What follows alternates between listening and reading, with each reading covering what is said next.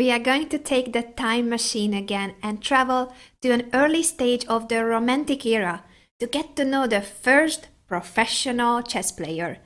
That's how Mikhail Botvinnik considered Gioacchino Greco, an Italian chess player and writer who analyzed and recorded some of the first chess openings and opening traps. The analysis that Greco provided in his manuscripts became the basis of the Italian opening and the King's Gambit to such an extent that up to today, 400 years later, we still use some of his ideas in tournament play. I'm going to show you one of the openings that he analyzed. It will ring a bell to you, I'm pretty sure. It starts with e4, e5, knight f3, knight c6, bishop c4, the Italian game, and knight f6, the two knights defense. The year is 1620 approximately, and whether it was an actual game against an unidentified opponent or simply it is an analysis in the form of a game, it does not matter that much. What matters is that we are attacking the f7 pawn. Knight g5 is the most aggressive continuation, wanting to capture on f7 with the bishop or the knight right now. The best response of black is d5, know that. E takes d5, capturing this pawn, and now in the game or analysis, knight takes d5 happened. Nowadays we know that this is a mistake. The best choice for black is either knight a5 or b5, and it leads to a very complicated theoretical line.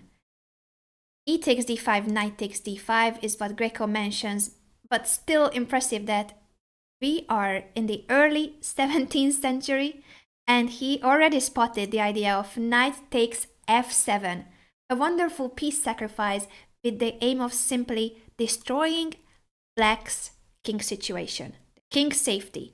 This is the key here. Queen f3 check, attacking the knight on d5. Therefore, the only move to keep the piece is king e6. Any other move would lose the knight. We are a pawn up and black cannot castle anymore. Therefore, queen f3 check, king e6 is the best response for black. Knight c3, putting even more pressure on that pinned piece. We are threatening to capture it again. Therefore, knight b4 or knight c e7 has to be played. Knight c e7 is what is in the game. And now look at this. Castle! Finally, we can castle. Yes, the castle rule already existed. Luckily for white, imagine if white could not castle in this game. We sacrifice the piece, and the way to exploit the fact that black's king is on e6 in the center would be by bringing a rook to the e-file or bringing our heavy pieces to the e-file, opening up the position. But if we could not castle, that would be horrible, right? We would need to play king d1 and then rook e1. I'm not sure that this piece sacrifice would have been that effective as in the game. So yes, it's cool to be able to castle. Castle. This is the move of the game, and we will see how white takes advantage of the king stuck in the center. c6, protecting the d5 knight, because sooner or later it will be attacked with even more pieces of white. Rook e1, bringing the rook to the e-file. Beautifully played. Another option nowadays is d4. Same idea, to open up the e-file. Rook e1 and bishop d7. This is probably not the best move, but once again, this is the early 17th century.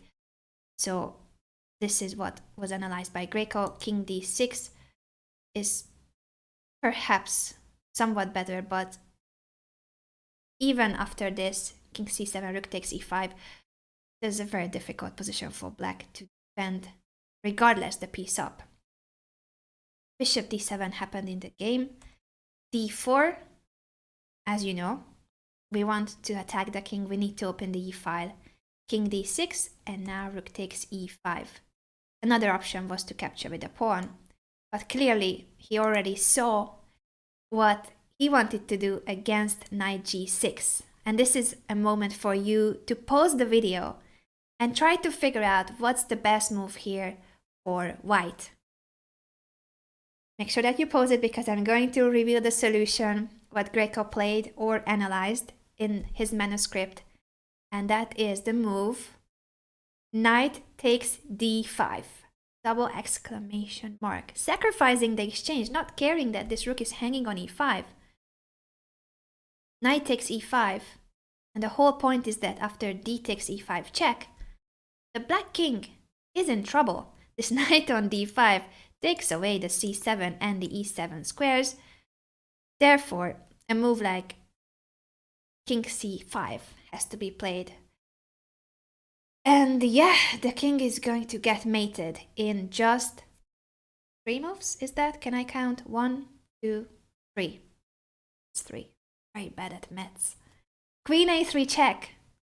King takes c4. We are at the moment a full rook down, but the king is not going to find rest. In the middle of the board, queen d3 check, king c5, and the beautiful final touch for checkmate. Pawn move, giving a checkmate on move 17.